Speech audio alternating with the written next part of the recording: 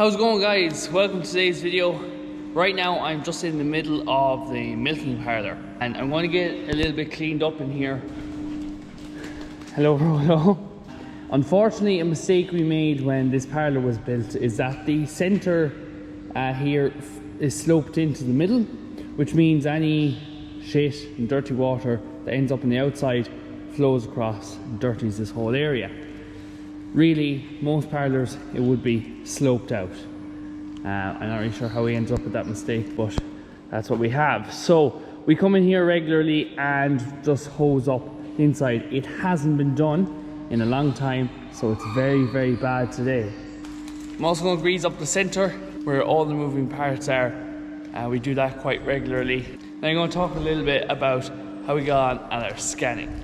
So if this job is done regularly, it doesn't take that long. Literally throwing the hoses onto the parlour, quick wash around, done.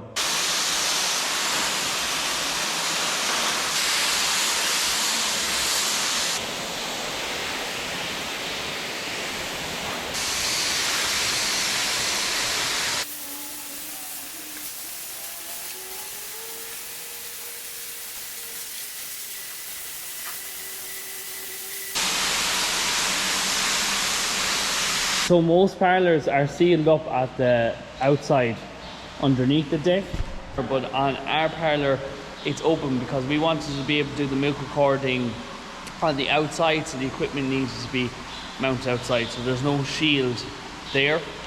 A lot of rotaries, they have a shield and then all the equipment's in the inside, which makes milk recording a little bit more awkward. Having talked to the girls who come do milk recording, they say that ours is probably the easiest rotary they have done. Yeah, it does mean that a little bit more shit gets in underneath the platform.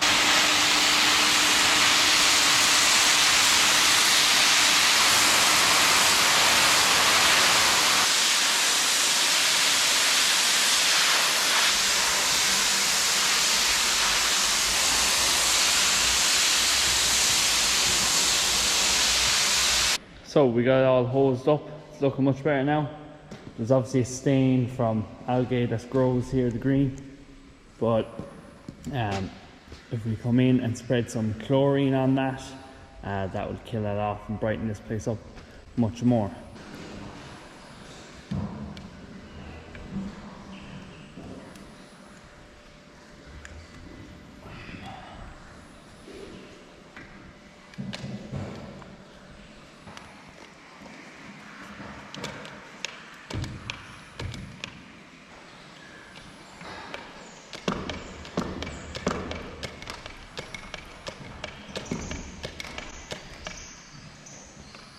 So just after a bit of breakfast there now, we're going to get going milking, and we're doing 11 milkings a week there now. So on Tuesdays, Thursdays and Sundays we're only milking once a day, so we milk after breakfast, kind of in the middle of the day, rather than on twice a day. It's before breakfast and then after lunch.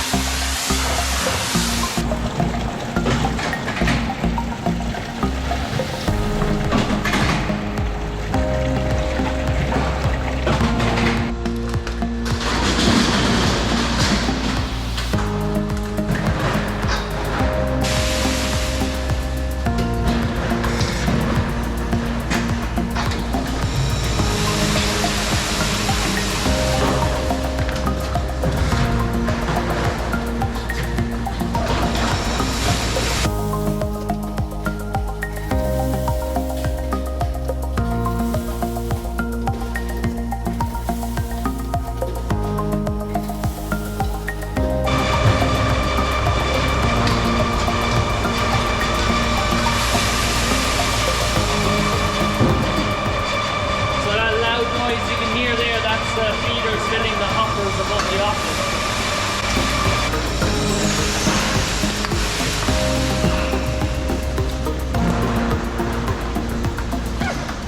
So once the hoppers are full, then there's a separate auger that runs out the meal, the correct amount of meal for the cows.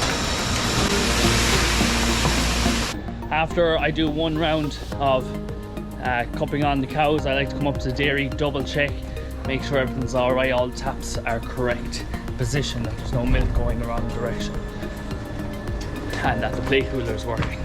I don't usually come up here, up above dairy, but that's where I got to put the camera.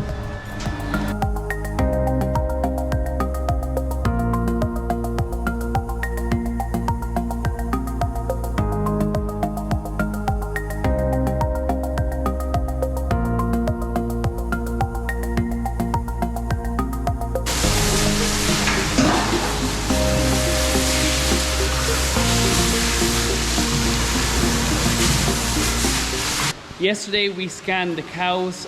We used our vet platform here that we put in earlier this year. It was our first time doing that. Normally we scan the cows out in the crush, in the double crush. I've videos of that in the past, you can check them out. We'd have 2 vets, 1 in each crush, and it works quite well. But because we got the new vet deck, we decided let's see if we can do it in the parlour if it's any simpler.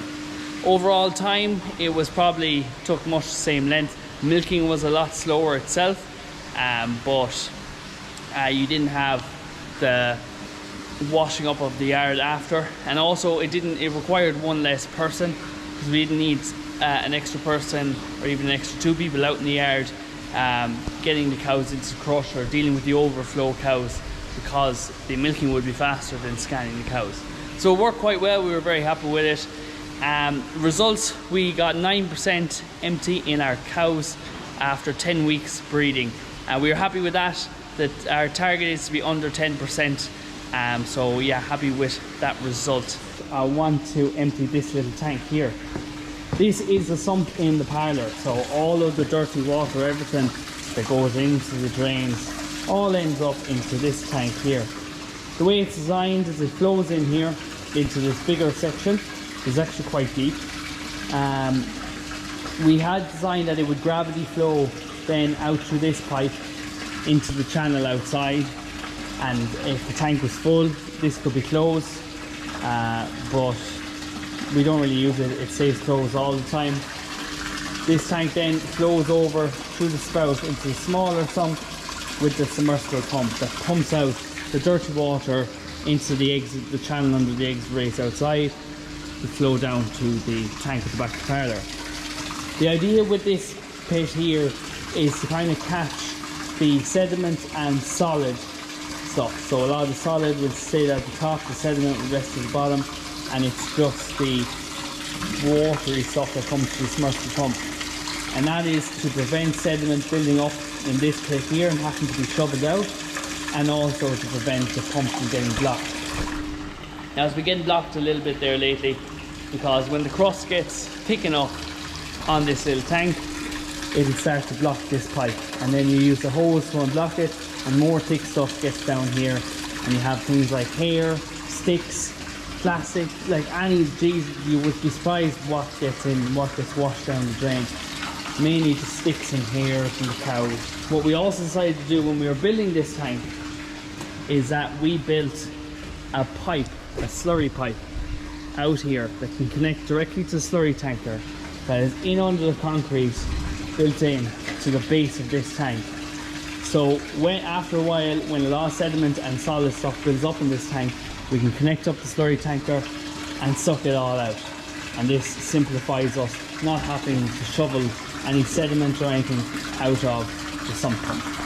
Better yet, if you're building a parlour, create the whole parlour higher than the tank so that there's no submersible pump and that everything gravity flows. But this works very well. So one thing we also want to do today is, in the parlour, you'll see you get this kind of orangey yellow algae grows on the ground, and you'll also get some of this green algae that grows where you don't really have much traffic.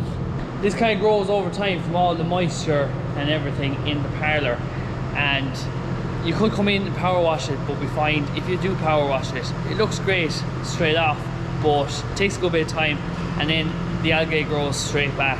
Within a week, 10 days, it's starting to appear again. So what we actually do is we spray it with chlorine.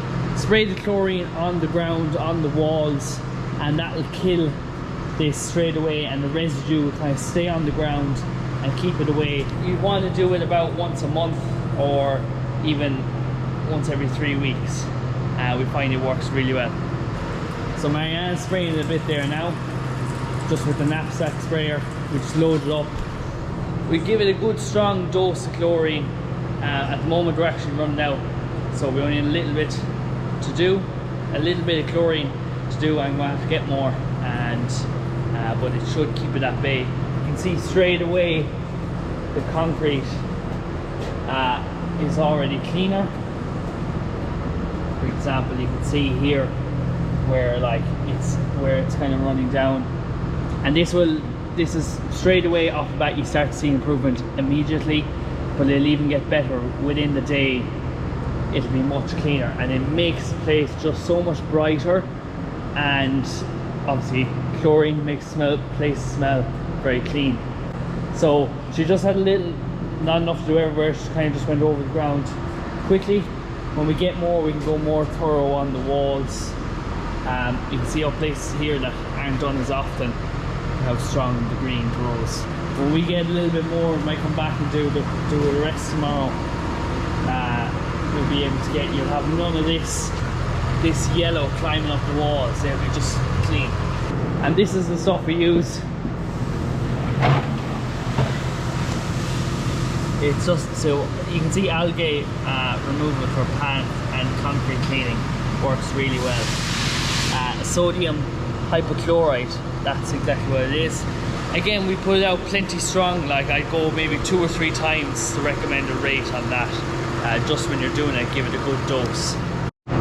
So now I'm after putting on the tanker here and pulling off the tractor. Now this pipe can be awkward to connect because there's not a huge amount of flexibility in it, and I find I need to be in the perfect spot, which is right over there. So try line that up.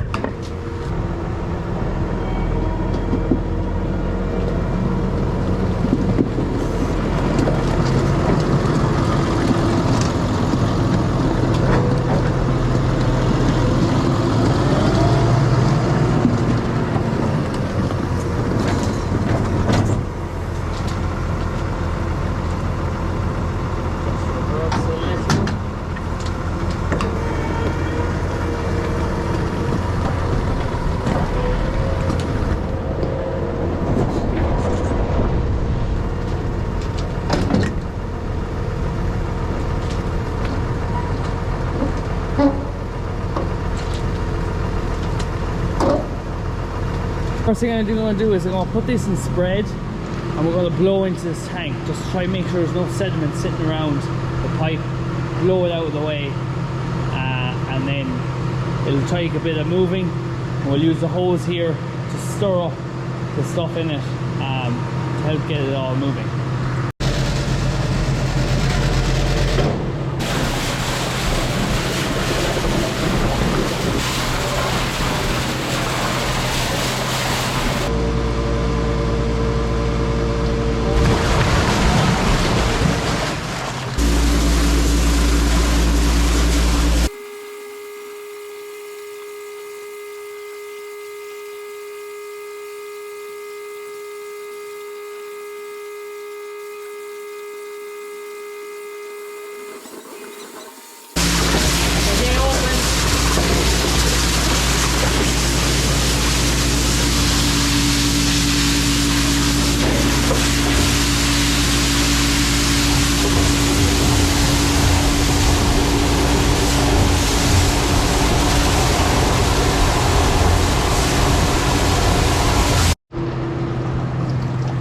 There we have it now. There's the pipe in the end. It can take a bit of trying to get to move some of the sediment and stuff that's at the bottom and solid, and then when you get down and air gets in, you can change the vacuum in the tank. So you have to force press it too. Mariana was up there. Yeah, Mariana was up at the tractor, shutting it off and shutting it on again to keep the pressure, while I kept it mixed up here. So that's it for another couple of months.